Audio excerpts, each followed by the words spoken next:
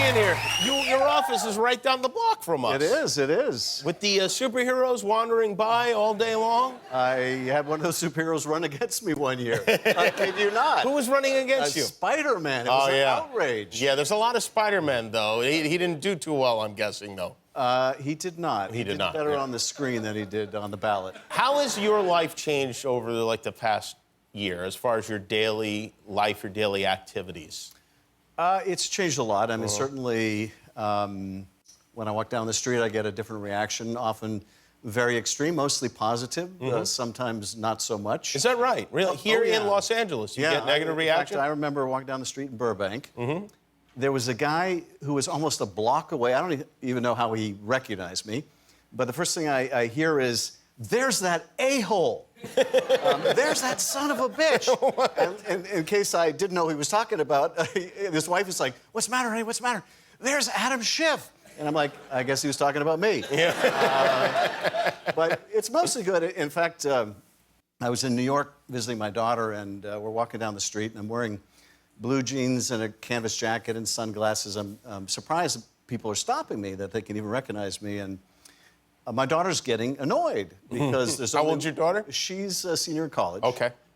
She's watching now and probably even more annoyed that I mentioned this. But she's getting annoyed because there's only one center of attention in the family, and it's her. I see. And the last straw was somebody asked her to hold their beer while we took a photograph. Oh, wow. And as we walked away, she's like, "What am I now, the beer holder?" and I said, "Alexa, I'm just shocked that anybody can recognize me." And she says, "Well, you know, Dad, it's the pencil neck."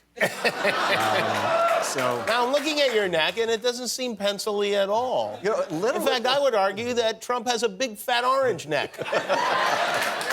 And you would be right.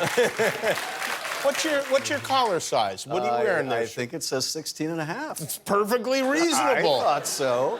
I do have people who will come up to me and they'll kind of look me over. They're like, "Your neck looks pretty normal." They seem a bit surprised. Yeah, he seems to be very fixated on you in general, and I think that's probably a good thing, yes? I mean, it tells me that you're doing your job.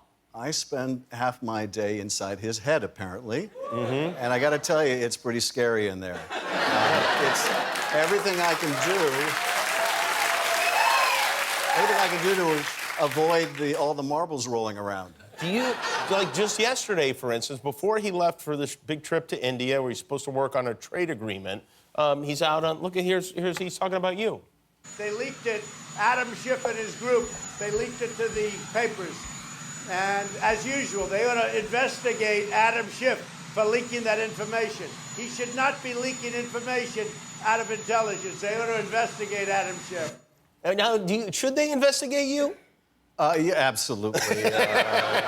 Who is they that he wants to do an investigation of you? Would this be your fellow congressman? Actually, no. I mean, it's much more malicious than that. He wants the Justice Department, his hand-picked hack at the Attorney General's office, yes, Bill Barr, to investigate his political enemies. And shouldn't everyone, regardless of their party, be very troubled by this? Absolutely. And you know, after Watergate, we tried to build a strong wall between the Oval Office and the Justice Department so that no president would seek to prosecute his enemies, abuse the Justice Department that way. And that wall has been so broken down by this president. He, as you know, intervened in the sentencing of one of his accomplices, Roger Stone. Yes. He has urged the investigation, prosecution of James Comey, Adam Schiff, you name it. I mean, it would be funny if it wasn't such a serious assault on the rule of law. And then just this week, of course, he fired the head of all the intelligence agencies for doing his job, which is briefing Congress on the threat to our elections posed by a foreign power. And he's replaced him with someone who has no experience except being a lackey of the president. And this is just so dangerous for the country. And when you are, you know, you're in the House Intelligence Committee, you run the House Intelligence Committee, you're there with your colleagues, some of whom are Republicans. Do they share this concern? Do you get any sense from them that they feel like something is wrong? I mean, like Devin Nunes? Like Devin Nunes, for instance. Devin Nunes, who, for whatever reason, just kind of came out of nowhere and really has devoted his life to protecting Donald Trump for reasons that are unknown to me. I have no idea why. I don't know if he's dumb, if he's evil, if he's some combination of the two. I'm pretty sure he's dumb. I won't speak to evil, but what's going on there? Well, I don't know, except I was thinking during your last segment that I need a candle that says this smells like Devin Nunes.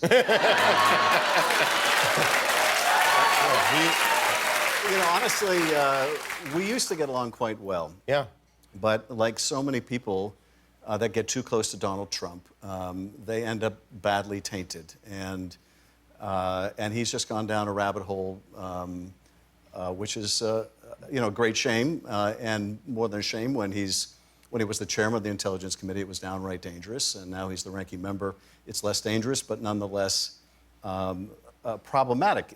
It appears that it was Nunes who may have reportedly went to the White House to complain that we were being briefed, the whole committee was being briefed, about the ongoing threat to our elections from Russia.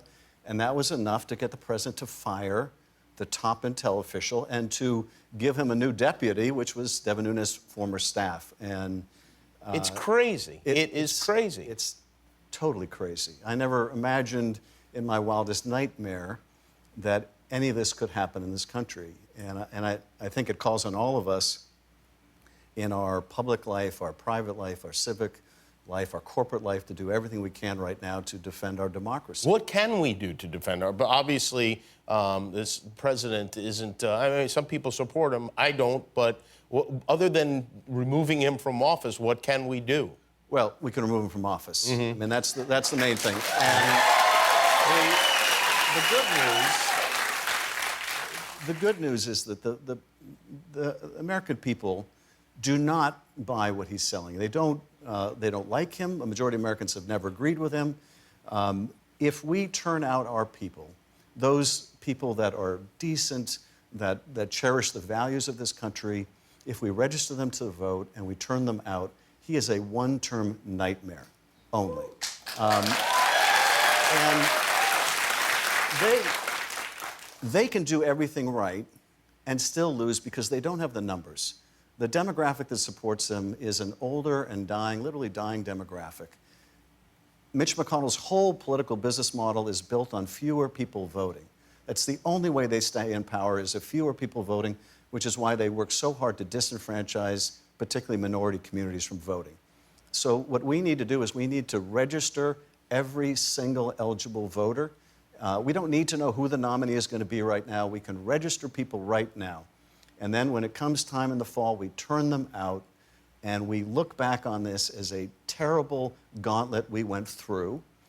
And I think, frankly, anyone that stood with this president, lacked the kind of courage that Mitt Romney displayed, will be covered with shame. Covered with shame. All right. Well, we're going to take a break. We'll come back, a little more chat with Adam Schiff. We'll be right back. Can we be confident that Americans and not foreign powers will get to decide, and that the president will shun any further foreign interference in our democratic affairs? And the short, plain, sad, incontestable answer is no, you can't. You can't trust this president to do the right thing, not for 1 minute, not for one election, not for the sake of our country. You just can't. He will not change, and you know it. That is Adam Schiff, our local congressman, speaking to the Senate, making a case for the removal of Donald Trump. As we mentioned, Mitt Romney is the only Republican senator who did the right thing, I guess. You know, I have to say, I'm in awe of the courage that he showed. And he did. He really did. The gamble the founders made was that human beings possess sufficient virtue to govern themselves, that they didn't need to be ruled by a despot. And that seems quite intuitive now, but at the time it was unprecedented. They literally bet their lives and their sacred honor on this proposition. And listening to Mitt Romney, for me, vindicated that faith they put in human beings. And not just Mitt Romney, but other courageous people like Joe Manchin and Doug Jones, the many House members that come from difficult districts and yet voted their conscience and their Constitution. That should give us optimism about the future. I hope and believe that when we look back on this time, we can see what we can't see because we're living through it, and that is that what Mitt Romney did, we can point to as the moment that the fever began to break. I hope you're right. I don't know that it seems like we lose focus so quickly that we're just right on to the next thing. And Trump is always up to something. Have you met Donald Trump? Have you? I have. I met him a couple times. The first time in the Oval Office, he came around the desk to greet me. It was When was this? It was right after the Devin Nunes midnight run debacle. Oh, wow. And I went over to see the documents, and he sent his staff over saying he wanted to see me in the Oval Office. I couldn't bring staff with me, which made me nervous, frankly. Yeah. That there'd be no witness to what he would say. But the first thing he said, we came around the desk, he said, "You know, you do a really good job." And when somebody says that to you, your natural impulse is to say, "So do you." But I couldn't bring myself to say anything like that. And there was this long, very awkward pause. That's where your relationship went wrong. You guys could have been out there golfing together. We would have been just fine. Well, I just want to say thank you for. I watch you, and I am grateful for what you do. In fact, I do want you to have this special gift, and you can give that to Devin if you like. Congratulations on making it to the end of a YouTube video. Why not celebrate by clicking the subscribe button? You earned it.